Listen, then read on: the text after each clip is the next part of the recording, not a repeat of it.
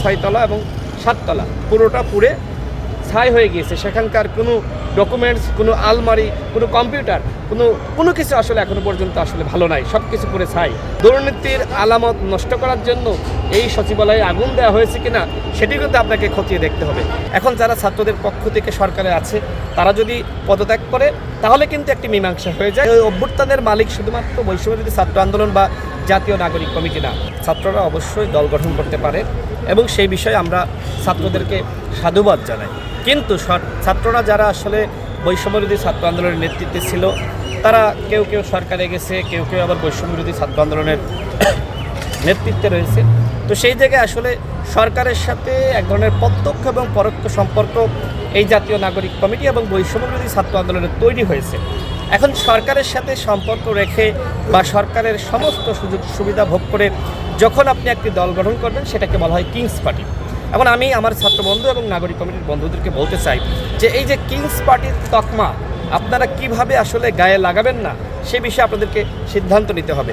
এখন যারা ছাত্রদের পক্ষ থেকে সরকারে আছে তারা যদি পদত্যাগ করে তাহলে কিন্তু একটি মীমাংসা হয়ে যায় যে আসলে সরকারের সাথে এই নতুন যে দল আসবে সেই দলের কোনো সম্পর্ক নাই। এখন তারা পদত্যাগ করতে পারবে কিনা সেটি আসলে দেখার বিষয়। আমরা মনে করি অবশ্যই ছাত্রদের দল গঠন করার অধিকার আছে, কিন্তু রাষ্ট্রীয় সুযোগ সুবিধা ব্যবহার করে দল গঠন করলে অন্যদেরকে অবমূল্যায়ন করা হবে। কারণ কি? কারণ এই অভ্যুত্থানের মালিক শুধুমাত্র বৈষম্যবিরোধী ছাত্র আন্দোলন বা জাতীয় নাগরিক কমিটি না, জনপ্রশাসন সংস্কার কমিশনের যিনি প্রধান তাকে বহিষ্কার করার জন্য, সরিয়ে দেওয়ার জন্য 24 ঘন্টার একটি আলটিমেটাম দিয়েছিলেন। দেখেন সেই সময়ের মধ্যে কিন্তু এই অগ্নিসংযোগের ঘটনা ঘটল। আমরা স্পষ্টভাবে সরকারের আওয়ামী সুবিধাভোগী কর্মকর্তাদেরকে বলতে চাই, আপনারা যদি চাকরি করতে না চান তাহলে চাকরি ছেড়ে দেন। আমরা সরকারকে বলবো যে আপনারা যদি এই আওয়ামী লীগের সুবিধাভোগী কর্মকর্তাদেরকে সরাতে না পারেন আপনারা কোনোভাবেই দেশ চালাতে পারবেন না। 71-এর পরে যে ভুলটি হয়েছিল, শেখ মুজিব পাকিস্তানপন্থী বা পাকিস্তান সরকারের আমলে যে সকল আমলা কামলারা ছিল তাদের মাধ্যমে তারা দেশ চালাতে চেয়েছিল শেখ মুজিব, যে কারণে শেখ মুজিব কিন্তু তিনি ব্যর্থ হন।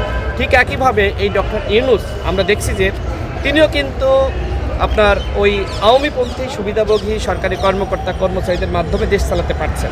এবং আমি বিভিন্নভাবে জেনেছি যে সরকারের মধ্যে একটি মহল আছে যারা আসলে বিভিন্নভাবে পরামর্শ দিচ্ছে ডক্টর ইউনূসকে। তারা বলছে যে দেখেন যে প্রশাসনে বা সরকারে একমাত্র বিএনপি এবং জামাত ঘরানার কর্মকর্তারা আছে। তো এখন যদি আপনি ওই আওয়ামী লীগের সবাইকে সরিয়ে দেন তাহলে সবাই তো বিএনপি জামাত চলে আসবে। সেক্ষেত্রে যে নতুন রাজনৈতিক বন্দোবস্ত বা আগামীতে নতুন দল গঠিত হবে তারা তো আসলে সুবিধা বঞ্চিত হবে। সেক্ষেত্রে আওয়ামী লীগের যে সকল কর্মকর্তারা আছে তাদেরকে চাপে রেখে তাদেরকে ভয়ভীতি দেখিয়ে আমাদেরকে কাজ করতে হবে। কিন্তু এর ফলাফল কী হলো আমরা দেখতে পাচ্ছি যে এর ফলাফল সচিবালয়ে আগুন। আমি কোনোভাবেই মনে করছি না যে এই আগুন কোনো স্বাভাবিক ঘটনা। এই আগুন পরিকল্পিতভাবে লাগানো হয়েছে। আমরা ইতিমধ্যে গণ অধিকার পরিষদের পক্ষ থেকে আমরা কিন্তু সচিবালয় পরিদর্শন করেছি। সেখানে যে সকল প্রশাসনিক কর্মকর্তা, পুলিশ কর্মকর্তা রয়েছে, গোয়েন্দা সংস্থার কর্মকর্তা, তাদের সাথে আমরা কথা বলেছি। তারা যেটি বলছেন যে পুরোটা পুড়ে ছাই হয়ে গেছে। সচিবালয়ের 6তলা এবং 7তলা পুরোটা পুড়ে ছাই হয়ে গিয়েছে। সেখানকার কোনো ডকুমেন্টস, কোনো আলমারি, কোনো কম্পিউটার, কোনো কিছু আসলে এখনো পর্যন্ত আসলে ভালো নাই, সব কিছু করে ছাই, কয়লা হয়ে গেছে।